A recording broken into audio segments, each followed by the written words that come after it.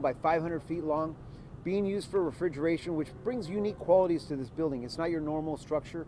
It's a structure that's insulated with foam. And then on top of that, the entire roof was a field of solar panels. The fire originated yesterday about 2:35 in the afternoon. It was in the solar panel area up on the roof. Our firefighters did do a aggressive initial attack by getting up on that roof, assessing the amount of damage. They had a pretty significant fire. They went quickly into a ladder pipe operation. Our ladder pipes flow anywhere between 1,500 to 2,000 gallons of water per minute. They quickly saw that those were being ineffective, and then while they were doing that, we had what we believe to have been an pressurized ammonia line that burst. And if you've seen some of the footage from this fire, we had pressurized ammonia coming out the doors. So immediately the incident commander took notice of the type of hazards he had, and he called for a shelter in place.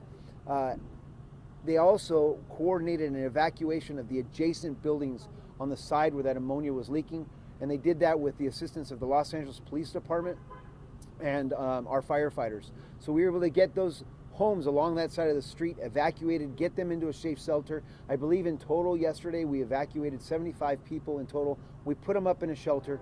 We did a shelter in place. A shelter in place worked very effectively. We didn't have any complaints of any medical concerns. People closed their doors, they shut their windows, they turned off their air conditioning just like they're supposed to do when we do a shelter in place like this. We did have some ammonia readings initially.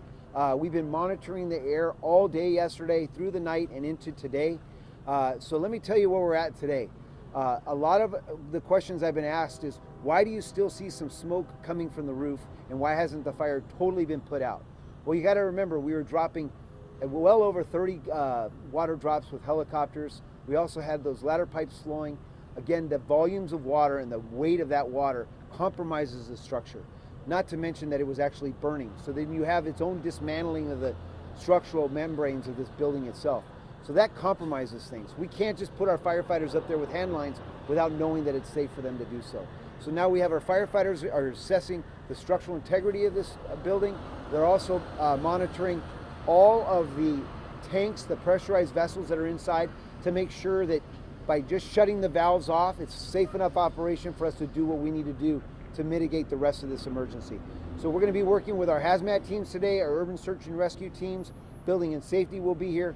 The shelter in place ordinance has been lifted, so there's no need to shelter in place. Everybody is free to come and go around the neighborhood. However, as we do our assessments, and I think it's really important that I make note of this, as we do our assessments, if there is something that has been compromised and there is some sort of concern, we may reenact a shelter in place just so we can mitigate that, so we don't have to endanger anybody. But we don't see that happening right now. We're doing that assessment, and those assessments will be going all throughout the day. What is the impact for people here in this area? I know the shelter in place has been lifted, but what about other folks who have sort of asthma or lung disease? Eric, that's a great question.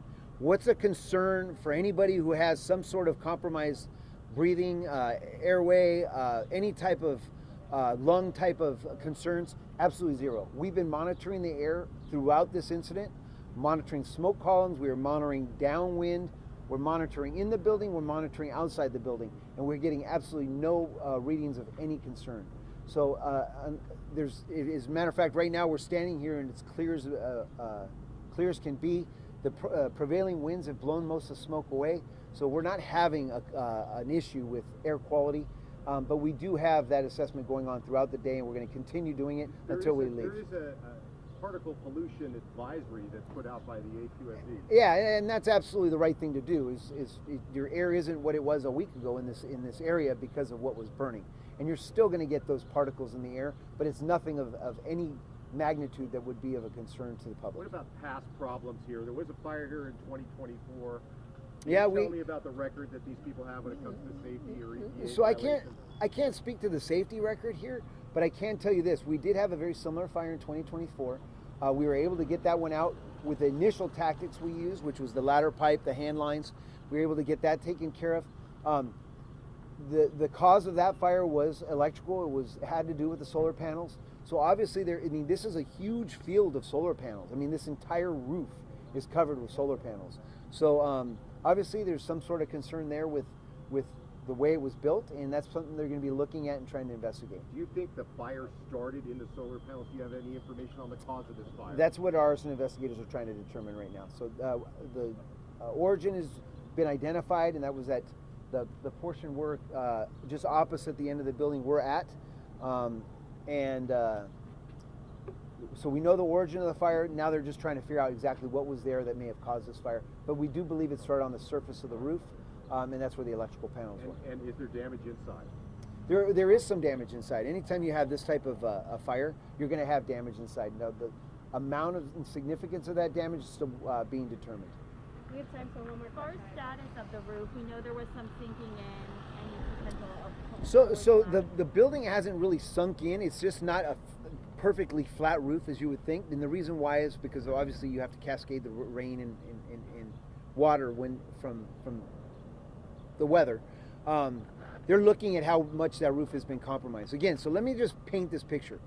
You had every water drop is about 480 gallons of water that's being dropped on this structure. 1 gallon of water weighs 8.4 pounds. So multiply 8.4 times 480 and put that all at once on a building that is intended just to protect you from the sun and inclement weather when it rains. It's not intended for that type of weight.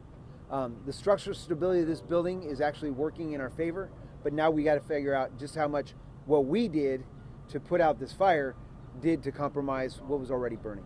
Are you happy with that cutting edge thing that you did with the helicopter? I can't be more ecstatic than the way this incident went. Our incident commanders literally were taking every single step they were taking with the precaution of safety in mind. They had to think out of the box. In most jurisdictions, a building of this magnitude would be flat on the ground with tractors waiting to come in and haul just pieces of the building away. We have a building that's completely intact. We have a roof that's been compromised, and we're looking at the inside, but we're going to be able to help this company get back into business sooner than later. How much longer will crews be out here? They should be out here throughout the day, All day? at least into the evening, yes. ¿Lo quieres hacer en español? Okay. Any other questions before I cut this off? Okay, I'll do it real quick in español. Ayer tuvimos un incendio aquí en Boyle Heights, a donde tuvimos un edificio que estaba muy grande. Era 1,000 pies por 500,000 pies en tamaño. Lo que estaba quemando fue el techo del edificio, a donde hay los paneles del sol. Esos son usados para electricidad. Eso es a donde nosotros creemos que empezó el incendio, y lo que empezaron a hacer ayer es usar mangueras de escalera para tratar de extinguir este fuego. Cuando vieron que eso no estaba suficiente, lo que hicieron es llamaron a los helicópteros para ayudarnos. En el mismo tiempo tuvimos un pipa que tenía gas de amonía que se explotó, y con eso tuvimos amonía en el aire. Por eso tuvimos el mandate que toda la gente se quedaron en casa, cerrar las puertas, cerrar las ventanas, apagar el aire acondicionado, nomás para protegerlos, porque había elementos de amonía en el aire. Pero toda la noche estábamos tratando de ver si todavía había amonía en el aire, y todo está bien ahorita. Ya hemos subido el mandato que se queden en casa, y toda la gente sí se pueden regresar normalmente como trabajan aquí, pero no pueden entrar en este edificio. No había ninguna persona lastimado, nadie de los departamentos de bomberos se lastimaron también. Extinguimos este fuego. Ya lo que estamos tratando de hacer es tratar de ver cómo está este edificio. Si con todo el agua que pusimos encima de este edificio lo lastimamos, porque ellos necesitan regresar a trabajar, pero nomás queremos saber qué lástima tiene este edificio para regresar todo normalmente. Eso que se ve como humo todavía, Eso ¿significa algún tipo de peligro para la gente? no es peligroso para la gente. Lo que ven es, ahorita lo que están tratando de hacer es traer nuevo aire para adentro, y todo es residual de lo que pasó ayer. Perfecto, gracias a ustedes. Thank you very much.